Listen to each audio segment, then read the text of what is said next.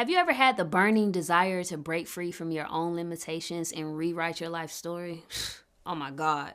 I know that I have. And if this is you, this is the video that you want to make sure that you save, you like, and possibly share with somebody that you really love. And for those of y'all who stick through this video to the end, I promise that you are going to be equipped with inspiration, tools, motivation, and empowerment to change your life from the depressed state, from the lonely feelings, from feeling isolated in your own world, to being empowered to take authority over your own life, to walk in self-love, to cast away the self-doubt, to learn to trust yourself more, to stop self-harming yourself, and learn to practice self-love on an everyday basis. Make sure you like, subscribe, turn on those post notifications. And I got something special for those of you guys who stay at the end of this video. I spent about 20 years of my life hating myself, feeling low, feeling depressed.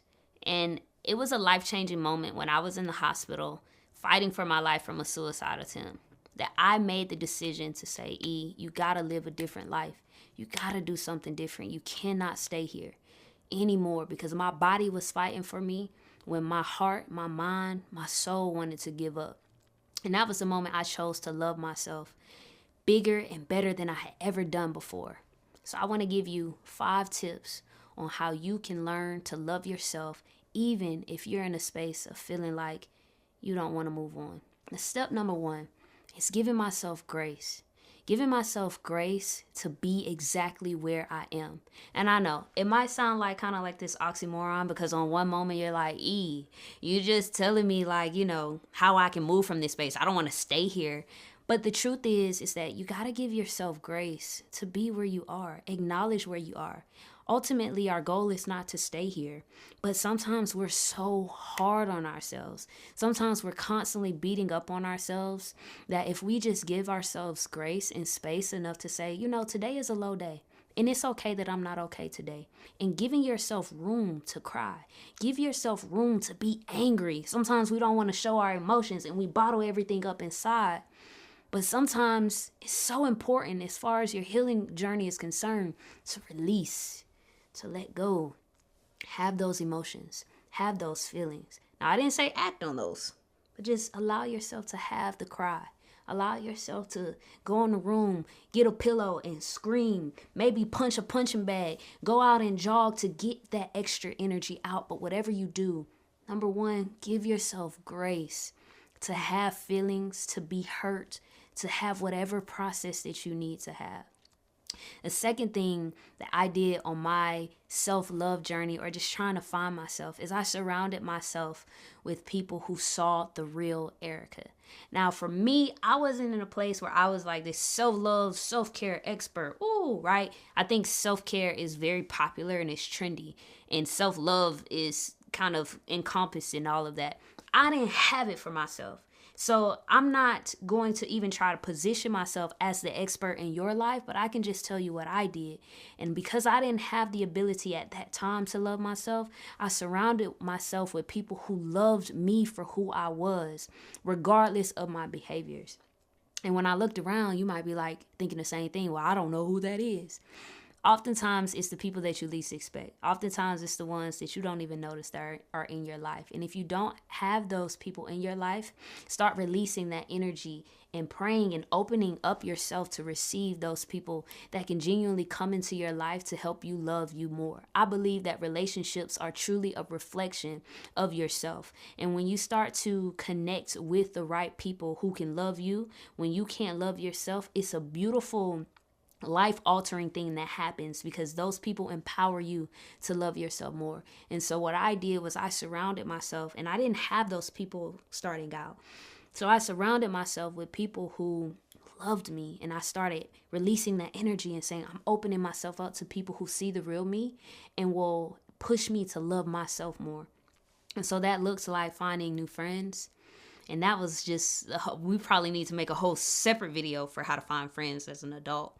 But then that also meant releasing negative people out of my life. And it's funny how things flow, right? Sometimes when you let go of one thing, it opens the door for something new to come into your life. And so for me, when it came to community, I wanted people who were on a healing journey and who were focused on empowering the best versions of themselves. And so I looked for people who knew who they were. I looked for people who loved who they were and could give me room and space to be who I was today.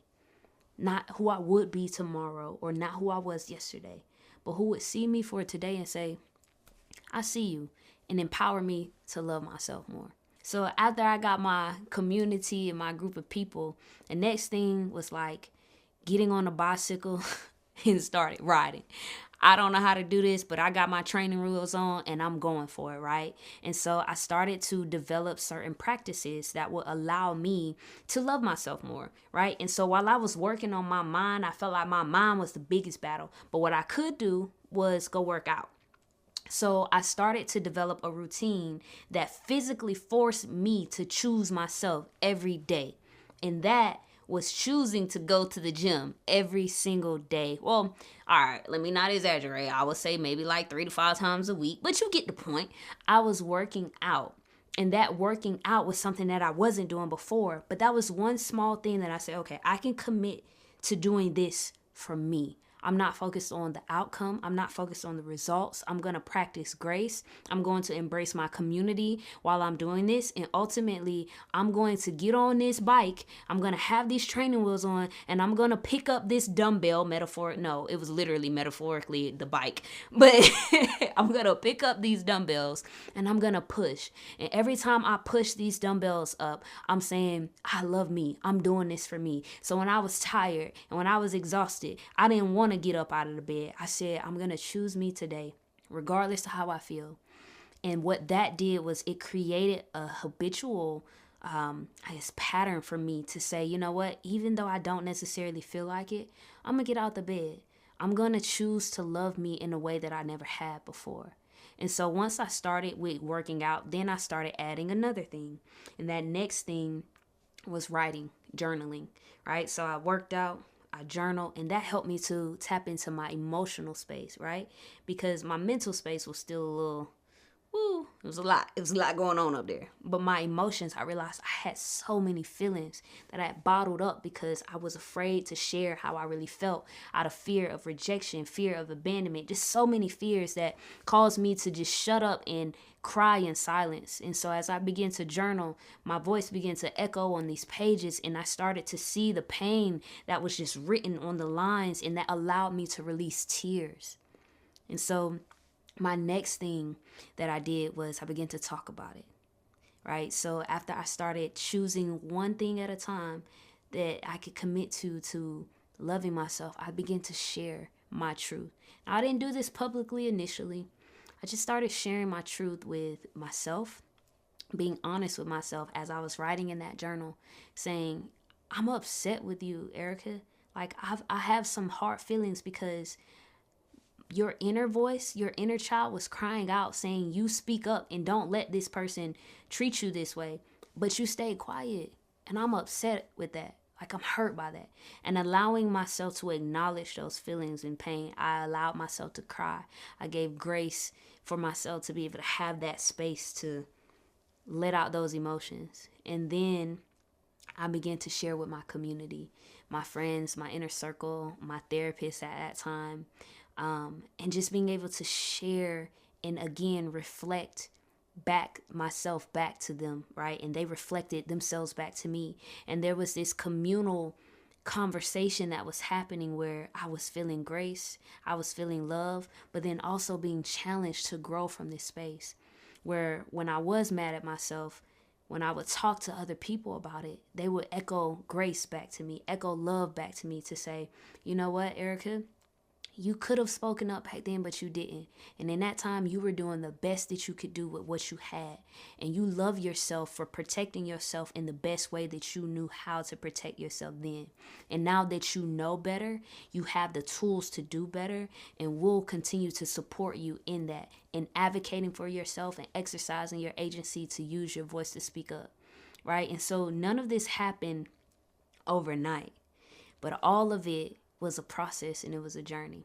And my last one, and this was probably has been my favorite one, is something light, but it's life changing. Exploring myself in this healing journey has been one of the best ways that I can express self-love to me, because I'm allowing myself to experience life in different ways that I always felt so restricted in before. And so I'll say, hey, I want to wake up and I want to go travel. Like, let's just go to New Orleans and hop in a car and drive. And we just do it because it's something that I'm exploring. And that is creating this sense of freedom that is allowing me to see, hey, what do you like? What don't you like? Because if you are a recovering people pleaser like I am, then oftentimes people told you what you liked, and you oftentimes didn't have an opinion. You just kind of did what everybody else liked. And so your voice got stifled in that. And so with me and my journey from recovering from the people pleasing and practicing self-love is exploring and allowing my voice and my inner self to guide me on the things that I like. Whether that's, I like tacos today, I want a burger tomorrow, I want a salad next week. But all of those is coming with exploring and allowing myself to say what I want and vocalizing that and then actually acting on it. And so these 5 tips were just life-changing for me. I believe they will be life-changing for you guys as well. If you are on this healing journey and you're like, man, I don't want to do this by myself. Like, I've just been in this low place. I don't feel like I can move forward. This video is a reminder to let you know that you are not alone. And you don't have to walk this journey alone. And in fact, I don't believe that we ever were supposed to walk this journey alone. We have a community for you. It's called the Seeker's World. It's a community full of beautiful people who are also on a healing journey. We all come from different walks of life. We got different perspectives, different backgrounds. But what we have in common is that each one of us are trying to become the best version of ourselves that we possibly can be. Want to invite you to this group. So all you need to do is just click the link. Join our community, introduce yourself, and say what's up. It's free for a limited time, so make sure you hop in there. And if you're a person that's saying, yo, this has been an amazing video so far, I need more, I want more, I have a spiritual transformation that is going to blow your mind. Make sure you tap this video.